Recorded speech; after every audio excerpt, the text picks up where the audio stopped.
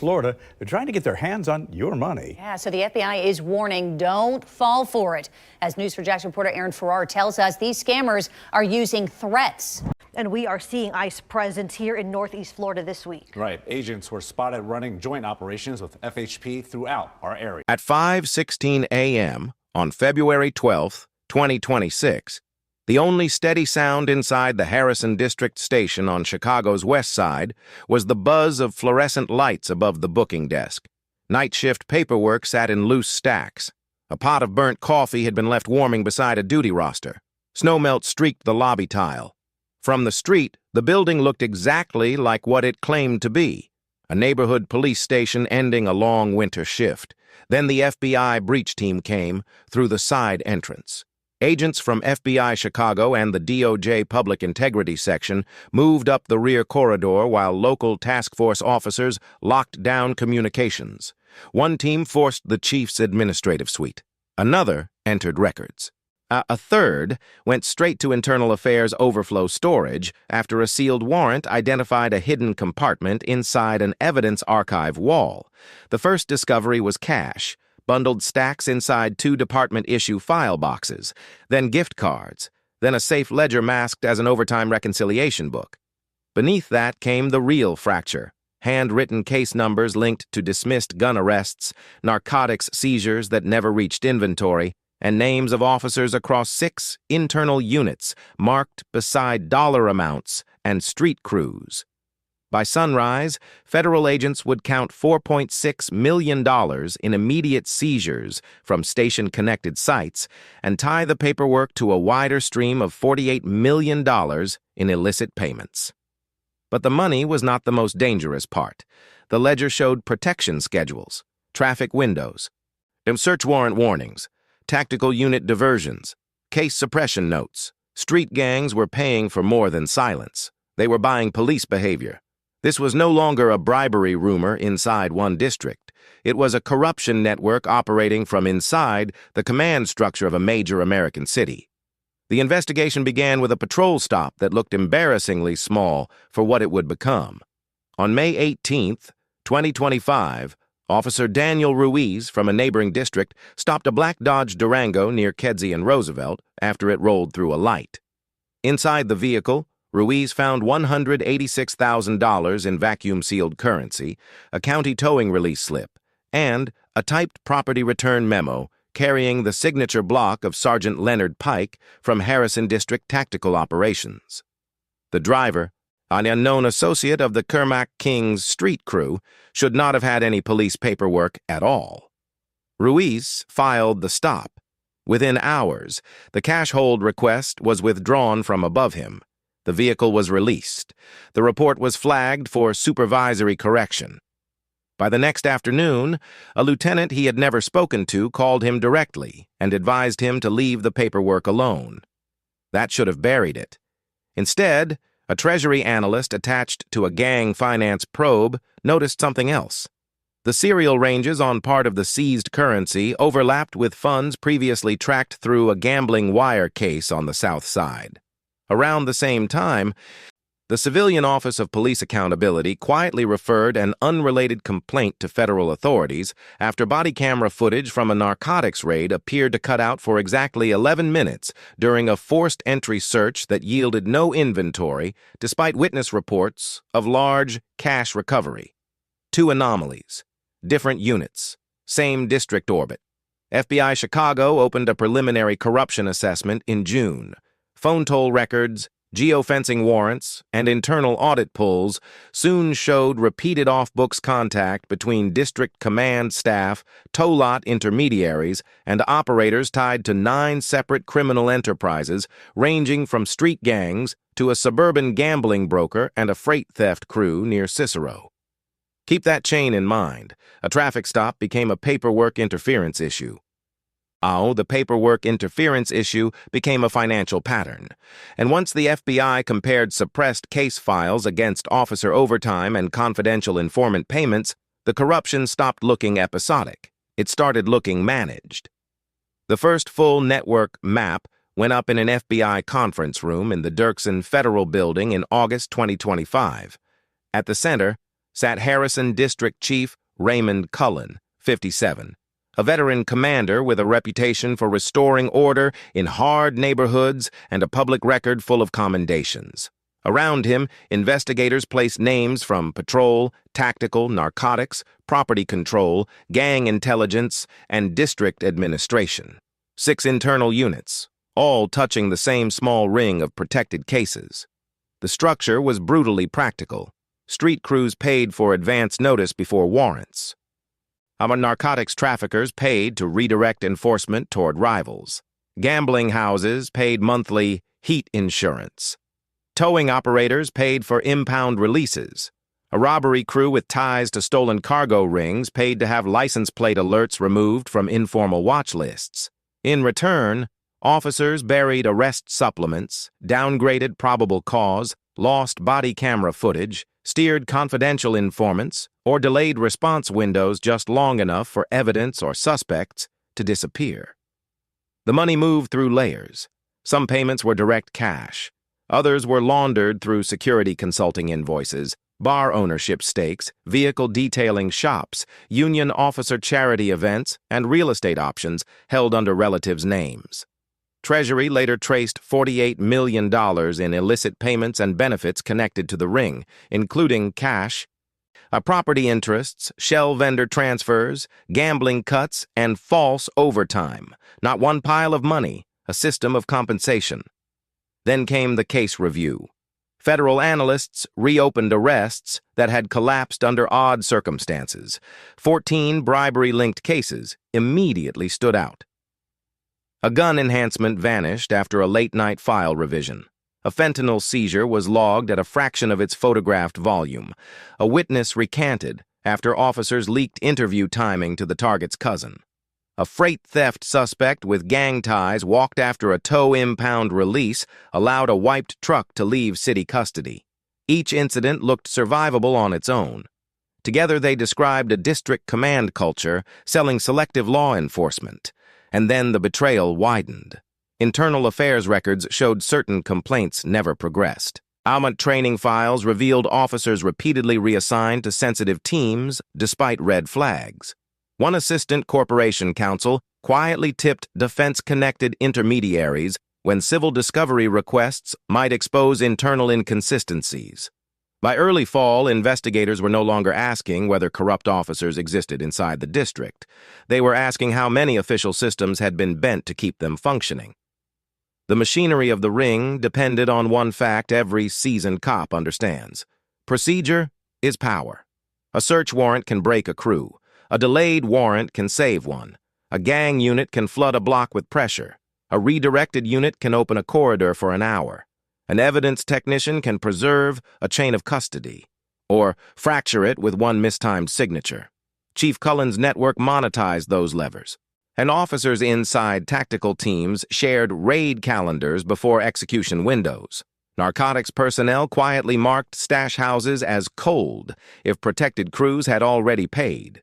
Property officers altered intake numbers so recovered cash could be skimmed, held back, or simply never entered. Gang intelligence personnel circulated selective threat bulletins designed to pull patrol resources toward rival neighborhoods, while protected enterprises moved guns, pills, or gambling cash through the gaps. What looked like policing was actually market management. The ring also relied on administrative laundering. Payments were broken into smaller flows and pushed through contractors with police-facing legitimacy. A fleet maintenance vendor billed inflated emergency work. A private security firm owned by a retired officer handled community event staffing that never occurred.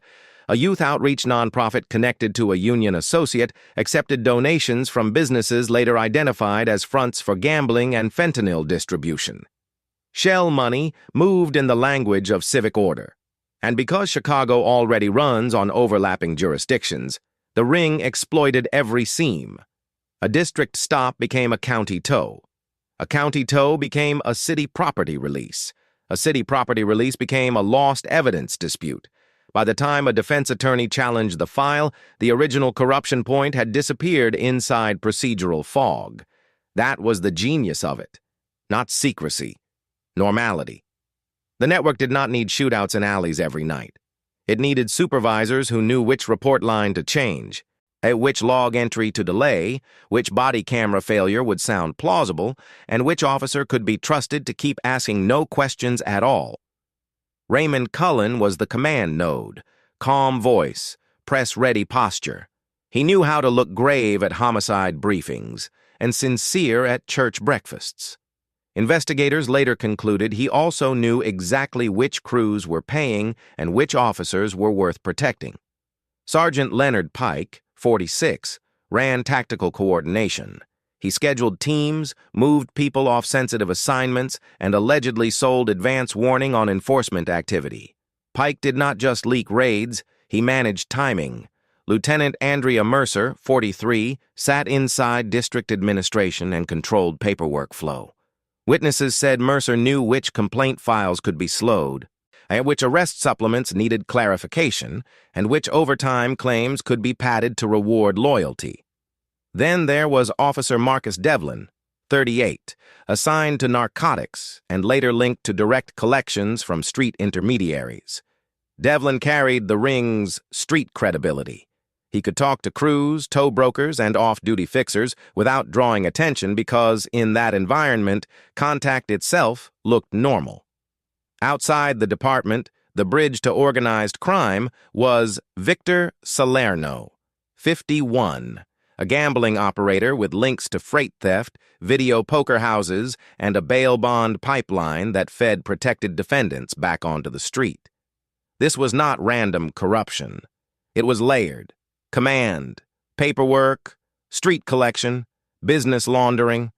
That is how a police district became a service provider for criminals. An Operation Iron Ledger launched at 4:42 a.m. on February 12th from 3 staging sites on the west side in Bridgeport and near federal offices downtown. FBI Chicago led the takedown with DOJ Public Integrity, IRSCI, ATF, and selected Illinois State Police personnel isolated from local command channels to prevent leaks. Search and arrest warrants were synchronized against district offices, officer residences, off-site lockers, a towing yard, 2 bars, 1 security firm, and multiple document caches tied to shell vendors. The first move targeted communications.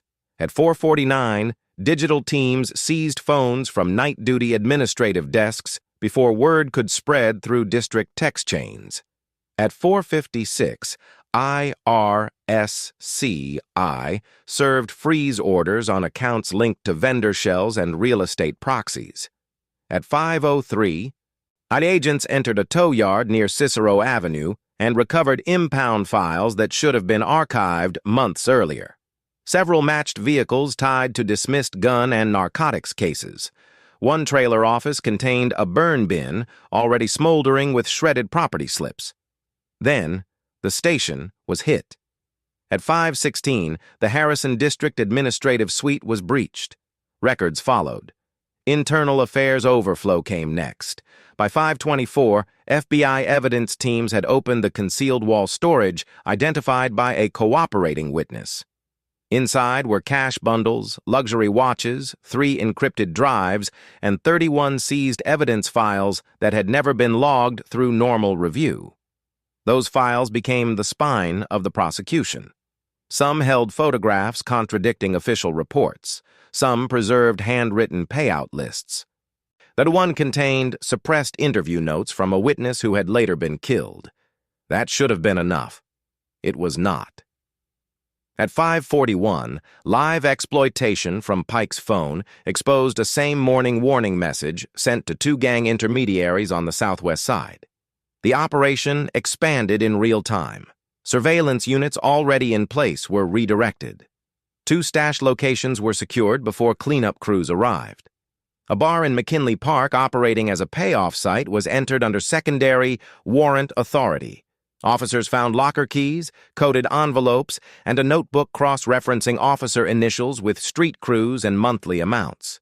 Simultaneously, arrest teams took Chief Cullen at his Oak Park home, Mercer at a condo in River North, Pike at a girlfriend's apartment in Garfield Ridge, and Devlin outside a gym parking lot carrying $38,000 in cash and a disposable phone, By noon, 23 officers had been charged or federally detained, 1 chief had been arrested, 6 internal units had been compromised, and 9 connected criminal enterprises had lost the police cover they had paid to rely on.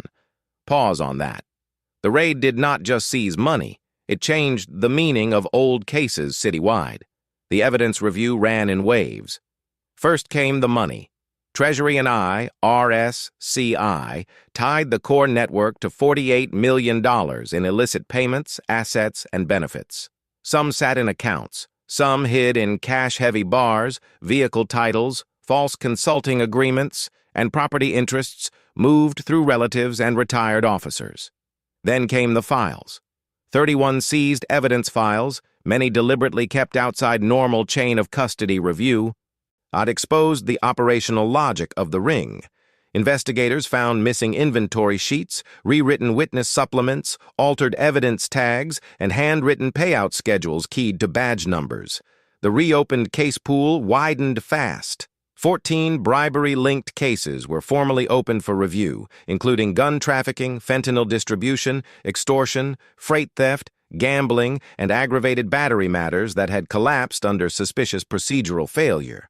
Each reopened case raised the same question, not whether the system made a mistake, but whether the mistake had been sold.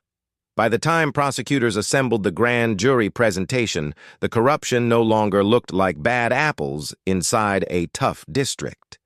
It looked like an enterprise selling selective immunity by the report, by the stop, and by the warrant. For Rosa Martinez, whose son Javier was killed in a shooting linked to a crew later found on Cullen's protection ledger, the worst revelation was not that gang members paid police. It was that patrol pressure had been shifted away from the block in the weeks before the murder, while officers focused on a rival area that posed less risk to the protected shooters. Darnell Foster, a delivery driver arrested in a freight theft case that later collapsed, learned from federal investigators that officers may have manipulated the file to protect the actual organizers while using him as a disposable arrest statistic. His record carried the damage. The protected enterprise kept moving. Community trust in Chicago does not fail all at once. It drains. One dismissed complaint, one vanished report, one family told nothing can be done, one witness deciding not to call again. That is the civic cost of a corruption ring inside a police command. It does not just break the law, it rewrites the public meaning of law. By summer 2026, federal indictments charged the principal defendants with racketeering conspiracy, bribery, honest services fraud, obstruction, wire fraud, narcotics-related corruption counts, and civil rights offenses tied to selective enforcement and evidence manipulation. The city suspended or terminated implicated personnel, opened emergency reviews across affected units, and began outside audits of property custody, overtime practices, and district-level complaint handling. Public statements promised reform. The numbers made headlines. 1 police chief arrested, 23 officers charged, $48 million in illicit payments uncovered. 14 bribery-linked cases reopened, 6 internal units compromised, 31 seized evidence files, 9 connected criminal enterprises identified. Those numbers matter. They are not the whole warning, because this case was never only about envelopes of cash or crooked cops protecting one gang on one side of the city. It was about a more dangerous convergence. Criminal enterprises discovering that police procedure itself could be purchased in segments. A body camera here, a tow release there, a warrant warning, a lost supplement, a downgraded inventory, each act small enough to defend, together powerful enough to change who gets arrested, who gets shot, who walks, and who disappears into the paperwork. That is why Chicago's corruption cases linger long after arrests. The operational damage spreads backward. Old convictions wobble. Some old acquittals look contaminated. Families revisit violent cases they thought were simply unsolved. Honest officers inherit suspicion they did not earn. Entire neighborhoods recalculate whether dialing 911 is protection, performance, or risk. And even after Iron Ledger, investigators were not willing to call the threat finished. On one encrypted drive recovered from the hidden station compartment, analysts found draft contact lists for substitute intermediaries, possible reassignments for still unindicted personnel, and shorthand references to North Corridor hospitality, believed to indicate attempted expansion of the payment model into another district and suburban task force contacts. The enterprise had been hit hard. Its chief was in custody. Its officers were exposed. But the criminal demand for police protection had not vanished. Adnor had every avenue for selling it. So the final warning is plain. A corruption ring inside law enforcement does not merely protect crime. It reorganizes the city around it. It turns patrol patterns into market signals. It turns case files into negotiable assets. It turns trust into inventory. And if a major district can be bent that far before federal intervention forces the doors open, then the real test begins after the cameras leave, when the same radios still crackle, the same reports still get filed, and the public has to decide whether the badge in front of them means law or leverage.